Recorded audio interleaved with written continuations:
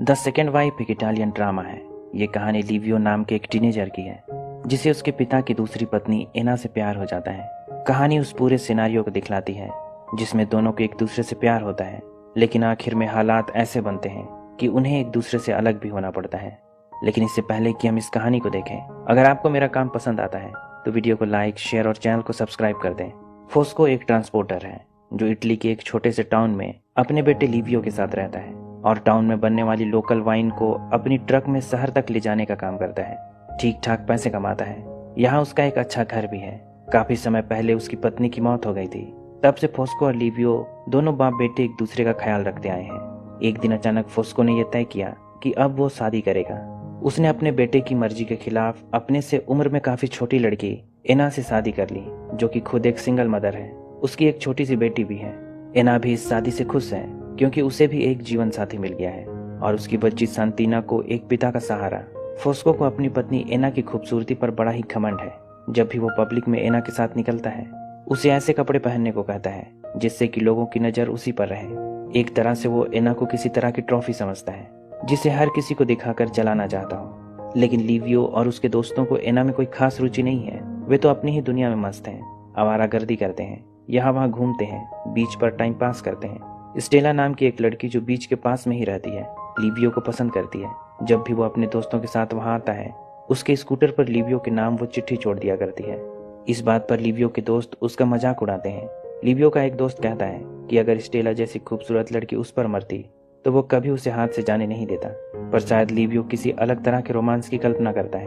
वो प्यार ही क्या जो आसानी से मिल जाए। लिवियो का पिता फोस्को ना सिर्फ ट्रांसपोर्ट का काम करता है बल्कि अपने कुछ लोकल दोस्तों के साथ कब्र की चोरी का काम भी करता है।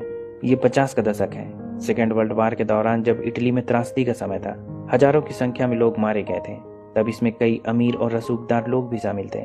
ऐसे लोगों के मरने पर उनके परिजन काफी कीमती सामान भी बॉडी के साथ दफन कर दिया करते थे। टाउन के आसपास ऐसी काफी कब्रें हैं जो अब किसी छुपे हुए खजाने की तरह है। हालांकि कब्र की चोरी करना कानूनी अपराध है और पकड़े जाने पर लंबी सजा हो सकती है। अगर सजा ना भी हो तो ट्रायल के दौरान जेल में अच्छा खासा समय काटना पड़ सकता है। फोस्को के ऊपर इस काम का इतना जुनून है कि उसने अपनी शादी के दिन भी एना के साथ सुहागरात मनाने से पहले अपने दोस्तों के साथ इसी तरह के एक कब्र की तलाशी में निकल गया था। उस दिन वे पकड़े जाने से बाल बाल बचे थे। फोस्को से शादी के बाद एना अब उन महिलाओं के साथ काम किया करती है जो वाइन बनाने और इसे पैक करने का काम करती हैं, जिसे बाद में फोस्को शहर में डिलीवर किया करता है। एक दिन जब वाइन की लोडिंग में लिवियो गलती करता है, फोस्को उसे सारी लेडीज के सामने बुरी तरह डांटता है। फोस्को का बर्ताव लिवियो के प्रति ऐसा ही है, लेकिन लिवियो अब बड़ा हो रहा है। वो बड़ा ही सेंसिटिव भी है। सबके सामने बेइज्जती करने पर उसे इस बात का बुरा लगता है और वो गुस्से में वहां से चला जाता है। अक्सर खाने के टाइम पर भी अपने पिता के साथ नोकझोंक होना उसके लिए आम सी बात है। वो अपने पिता का कब्र में चोरी करने का काम भी सही नहीं समझता है। आखिर में वो चीजें जिन्हें उसका पिता और उसके दोस्त चुराते हैं किसी के सेक्रेमोनियल्स हैं, जिन्हें उनके रिश्तेदारों ने बड़ी आस्था और इमोशन के साथ वहां रखा होगा। जब भी दोनों बाप बेटों में नोकझोंक होती है या फोस्को सबके सामने अपने बेटे की बेइज्जती करता है, एना लिवियो का पक्ष लेती है। लिवियो को भी एना का ऐसा करना अच्छा लगता है। पहले वो उससे बड़ा ही दुखी था क्योंकि उसने घर में उसकी माँ की जगह ले ली थी, पर अब ना सिर्फ वो एना को एक्सेप्ट कर चुका है, उसका एना की बेटी सांतीना से भी अच्छी बनती है। वो उसे कहानियां पढ़कर सुनाया करता है। ऐसा लगता है जैसे ये एक हैप्पी फैमिली है। खाली वक्त में फोस्को भी एना और सांतीना के साथ काफी समय बिताया करता है। पर लिवियो का साथ एना के लिए थोड़ा अलग है। वो भले ही अपने पिता की तरह रफ एंड टफ नहीं है, लेकिन बड़ा ही सेंसिटिव और इमोशनल जरूर है। उसी की तरह रोमांटिक कहानियों में रुचि रखता है। एक दिन किसी कब्र की खुदाई में फोस्को को एक बड़ी कीमती मूर्ति मिलती है। इस खुदाई में फोस्को और उसके कुछ दोस्त भी शामिल थे, लेकिन मूर्ति को फोस्को ने अपने पास रख लिया क्योंकि वही ब्लैक मार्केट के डीलर को जानता है। इसे बेचकर वे पैसे आपस में बांटने वाले थे। पर ना जाने कैसे टाउन में ये बात फैल जाती है कि फोस्को को एक कीमती मूर्ति मिली है। इस बात पर फोस्को एना पर भड़कता है क्योंकि उसके सिवाय और कौन इस बात को लीक कर सकता है। क्या वो अपना मुंह बंद नहीं कर सकती है? जब फोस्को एना पर गुस्सा करता है, लिवियो कहता है कि आखिर उसे किस बात का डर है। हर कोई जानता है कि कब्र से सेक्रेमोनियल चोरी करने का काम वो और उसके दोस्त ही करते हैं। बात बढ़ती जाती है और बहस में बदल जाती है। फोस्को हर बार अपने फौज में बिताए दिनों को याद करके अपना पॉइंट साबित करने की कोशिश करता है, पर इस बार लिवियो कह देता है कि आखिर वो तब जिन्हें दुश्मन समझकर लड़ता था अब कब्र के सामान चोरी करके उन्हें ही बेचा करता है। असल में लिवियो अपने पिता से अधिक पढ़ा लिखा है। उसे अपने पिता की तरह पॉइंट साबित करने के लिए देशभक्ति की ढाल ओढ़ने की जरूरत नहीं पड़ती है। भले ही दोनों बाप बेटे बहस करते हैं और एक दूसरे से नाराज हो जाते हैं, पर बाद में दोनों को मनाने का काम एना को ही करना पड़ता है। जैसे जैसे दिन बीत रहे हैं, लिवियो एना के प्रति अट्रैक्ट होने लगा है। उसकी हर एक अदाएं उसे भाती है। वो उसे काफी बातें करता है और जब भी मौका मिलता है उसे निहारता है। एना भी समय बीतने के साथ लिवियो से फ्रैंक होती जा रही है। उसके सामने उसे अब हर वक्त अपने शरीर को छुपाने की जरूरत भी महसूस नहीं होती है। एक शाम एना उसे अपने पहले प्यार के बारे में बतलाती है कि कैसे वो बचपन में अपने ही कजन को पसंद करती थी, पर वो कभी भी उसे तवज्जो नहीं देता था। तब वो बड़ा ही हैंडसम था, पर अब कैसा लगता है उसे मालूम नहीं है। वो अपने परिवार के साथ ऑस्ट्रेलिया चला गया। एक दिन जब फोस्को डिलीवरी के लिए शहर गया था, सारी महिलाएं वाइन बनाने के काम से छुट्टी पर हैं और गर्मी से निजात पाने के लिए एक दूसरे पर पानी फेंक कर मस्ती कर रही हैं। तब गलती से एना घर से निकल रहे लिवियो पर पानी डाल देती है। इसके बाद तो इस खेल में लिवियो भी शामिल हो जाता है। तब वो एना को पकड़कर पानी के पाइप से पूरी तरह भिगो देता है। पहली बार उसने एना को इस तरह छुआ था।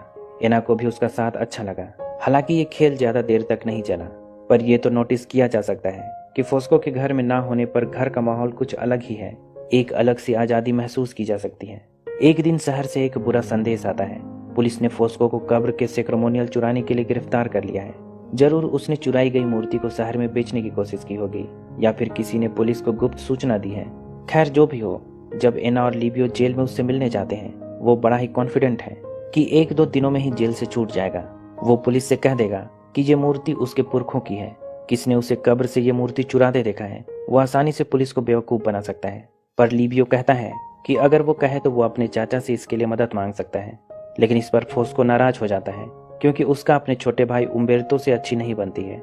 उम्बेर्टो एक पागल आदमी है, वो उसकी क्या मदद करेगा। उम्बेर्टो को भी अपने दादाजी की तरह पागलपन के दौरे पड़ते हैं। जब उसे दौरा पड़ता है तब वो अपने सबसे डीपेस्ट इमोशन खुलकर जाहिर करता है। कई बार नंगा होकर यहाँ वहाँ दौड़ा करता है। उम्बेर्टो से मदद मांगने के बजाय वो जेल में रहना पसंद करेगा। वो परिवार के लिए एक शर्मिंदगी का कारण है। चूंकि फोस्को ने उम्बेर्टो से मदद लेने से मना कर दिया है, इसलिए एना और फोस्को की बहन फर्नांडा को फोस्को के दोस्तों से मदद मांगनी पड़ती है। लेकिन उन्हें कोई हेल्प नहीं मिलती है। वे सभी तो फोस्को से कन्नी काटने में लगे हैं, कहीं उनका नाम भी कब्र की चोरी में ना आ जाए। फोस्को को लगा था कि वो पुलिस को आसानी से बेवकूफ बनाकर निकल जाएगा, पर ऐसा होता नहीं दिख रहा है। जब एना जेल में उससे फिर से मिलने जाती है, वो ये दिखलाने की कोशिश करता है कि वो बड़ा ही स्ट्रांग है, लेकिन पूरी कहानी उसका चेहरा साफ साफ कह रही है।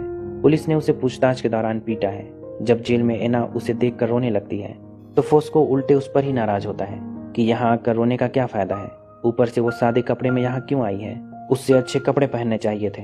अगर यहाँ उसे कुछ लाना ही था तो चॉकलेट के बजाय सिगरेट लेकर आती। जेल में भी फोस्को की अकड़ कम होने का नाम नहीं ले रही है।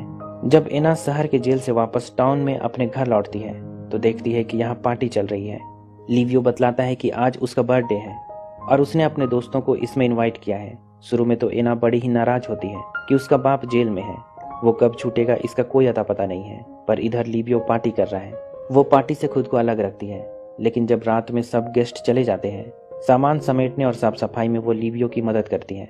सुबह की तरह उसका मूड अब खराब नहीं है, बल्कि धीरे धीरे वे नजदीक आने लगे हैं। एना के मन में लिवियो के प्रति अफेक्शन देखा जा सकता है। अगले दिन जब दोपहर में लिवियो कहीं से घर वापस आता है तो घर के बाहर रैड नाम के आदमी को एना से बातें करते देख सकता है। पूछने पर कि वो रैड से क्या बात कर रही थी, एना बतलाती है कि रैड एक भला आदमी है। उसने कहा है कि जेल से निकलने में वो फोस्को की मदद करेगा। लेकिन लिवियो जानता है कि रैड कोई भला आदमी नहीं है, बल्कि अकेली एना पर चांस मार रहा है। ऊपर से उसे घर में अपने पिता फोस्को के बिना ही अच्छा लगता है। वो नहीं चाहता है कि उसका पिता इतनी जल्दी जेल से छूटे। उसका पिता वापस लौटेगा तो फिर से उसे वही सब झेलना होगा। उसका पिता फोस्को उसकी ये कहकर बेइज्जती करता है कि उसका दिमाग अपने चाचा उम्बेर्तो की ही तरह है। आखिर जेनेटिक्स का असर किसी पर तो होगा ही। उस रात जब एना उसे अकेले बैठा देखती है, उसके पास आती है। इस समय लिवियो इतना इमोशन से भरा है कि उससे लिपट कर रोने लगता है। अगले दिन जब सारी महिलाएं वाइन की फिलिंग और पैकेजिंग कर रही हैं, लिवियो किचन में एना का हाथ बटाता है। आंख से तिनका निकालने के क्रम में वे दोनों एक दूसरे से काफी करीब आ जाते हैं और अचानक एक दूसरे को पूरे पैशन के साथ चूमने लगते हैं। हालांकि ये गलत है, पर एना को भी लिवियो का उसे ऐसा छूना अच्छा लगता है। उस रात ना तो लिवियो को नींद आती है और ना ही एना ही सो पाती है। पर एना जानती है कि ये सब कुछ गलत है। वो नहीं चाहती है कि उनके बीच बात आगे बढ़े। उसने खुद को लिवियो से दूर कर लिया है, पर लिवियो के लिए तो एना ही उसका पहला प्यार है।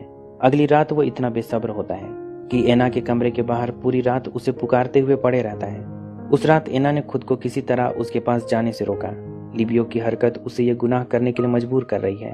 अगर वो उसके आसपास रहा तो वो भी भाग जाएगी। इसलिए उससे साफ साफ कह देती है कि अगर वो इस घर में रहा तो वो यहाँ से चली जाएगी जब तक उसका पिता फोस्को ना आ जाए, वो अपनी फूफी फर्नांडा के घर चला जाए। थ्योरेटिकली लिवियो को इस बात पर दुखी होना चाहिए था कि एना उसे खुद से दूर कर रही है, लेकिन वो ये सोचकर खुश है कि एना भी उससे प्यार करती है, नहीं तो उसे उसके यहाँ रहने या ना रहने से क्यों फर्क पड़ रहा है। एना के कहने पर उस रात वो घर से निकल तो जाता है, पर फर्नांडा के घर जाने के बजाय अपने दोस्तों के साथ देर रात तक आवारागर्दी करता है, खूब शराब पीता है और जब समंदर के किनारे बैठा रहता है, उसके दोस्त उसकी रात को रंगीन बनाने के लिए पास में ही रहने वाली स्टेला को बुला कर लाते हैं, जो लिवियो पर मरा करती थी। पर लिवियो के दिमाग में तो केवल एना ही है। जब स्टेला उसे किस करने की कोशिश करती है, वो उसे वहां से घर भेज देता है। उस रात वो फिर से घर वापस लौटता है और दरवाजा बंद होने पर खिड़की तोड़कर अंदर जाता है। वो नशे में है और एना से कहता है कि बस कपड़े बदल कर यहाँ से चला जाएगा। वो इमोशनली डिस्टर्ब्ड है, कहता है कि वो अपने चाचा उम्बेर्तो की तरह ही सबके लिए केवल शर्मिंदगी का कारण है। उसकी ये हालत एना से देखी नहीं जाती है। वो उससे लिपट जाती है और दोनों में प्यार होता है। उसे भी लिवियो से प्यार हो गया है। वो भी अब फील कर सकती है कि घर में फोस्को के ना होने का उसे भी अच्छा लगने लगा है। एक दिन जब लिवियो और एना घर में एक दूसरे से प्यार करते हैं, उन्हें ऐसा करते स्टेला देख लेती है। वो लिवियो को फूल देने उसके घर में चोरी छुपी आई थी। अब तो उनका राज सबके सामने खुल जाएगा, लेकिन इसके बाद भी उनके बीच रिलेशन चलता रहता है। लिवियो का मानना है कि स्टेला एक वियर्डो है, कोई भी उसकी बातों पर क्यों यकीन करेगा। फोस्को आज जेल से छूटने वाला है। काफी दिनों तक वहां रहने के बाद उसे आखिरकार छोड़ दिया गया, लेकिन फोस्को के घर आने से पहले ना जाने क्यों एना अपने और लिवियो के रिश्ते के बारे में फोस्को की बहन फर्नांडा को सब कुछ बतला देती है और कहती है कि वो इस रिश्ते के लिए शर्मिंदा है। उसे अंदर से तकलीफ होती है। वो जब तक इस बारे में फोस्को को नहीं बतलाएगी, उसे सुकून नहीं मिलेगा। फर्नांडा उस पर बहुत नाराज है, लेकिन इसके बावजूद वो जानती है कि अगर एना ऐसा कुछ करती है तो उसकी और लिवियो की लाइफ बर्बाद हो जाएगी। इसलिए उसे फोस्को से इस बारे में कुछ भी ना कहने की सलाह देती है और कभी भी किसी के सामने अपना मुंह दोबारा ना खोलने की बात कहती है। उस रात जब फोस्को जेल से वापस घर आता है, काफी दिनों बाद आज उसने ताजी हवा महसूस की है, इसलिए जेल से निकलने के बाद समंदर के किनारे चला गया। तब यहाँ उसकी मुलाकात स्टेला से होती है, जो फोस्को से कुछ कहना चाहती है। शायद वो लिवियो और एना के रिश्ते के बारे में उससे कुछ बतलाना चाहती हो, पर उसने फोस्को से कुछ कहा या नहीं, ये साफ साफ नहीं बतलाया जा सकता है। उस शाम एक अच्छी खासी वेलकम पार्टी होती है, लेकिन फर्नांडा, एना और लिवियो के चेहरे पर तनाव देखा जा सकता है। घर में भी ऐसा लगता है जैसे फोस्को अभी उन दोनों के रिश्ते के बारे में कुछ कह देगा, पर शायद सच में उसे उनके रिश्ते के बारे में कोई खबर नहीं है। शायद स्टेला ने भी उसे कुछ नहीं बतलाया। आखिर वो लिवियो से प्यार करती थी, वो कैसे उसकी जिंदगी बर्बाद कर सकती है। लेकिन अब हकीकत तो ये है कि एना को सच में लिवियो से प्यार हो गया है, पर इसके बावजूद वो उसके पिता फोस्को के साथ पत्नी का धर्म निभाने के लिए मजबूर है। फोस्को के घर वापस आने के बाद लिवियो और एना फिर कभी एक दूसरे के करीब नहीं आए। लिवियो ने फौज ज्वाइन कर ली और घर से बाहर चला गया। बाद में उसकी शादी एंटोनेला नाम की एक लड़की से तय कर दी गई, जो चर्च के उसी कोयर का हिस्सा थी जहां लिवियो कभी गाना गाया करता था। अब ये फिर से एक हैप्पी फैमिली है और इस विश्वास के साथ कि लिवियो और एना के बीच फिर कभी वो गलती नहीं दोहराई जाएगी, ये कहानी खत्म हो जाती है। उम्मीद करता हूँ कि ये कहानी आपको पसंद आई होगी। अगर ऐसा है तो वीडियो को लाइक, शेयर और चैनल को सब्सक्राइब कर दें। अभी तक बने रहने के लिए शुक्रिया।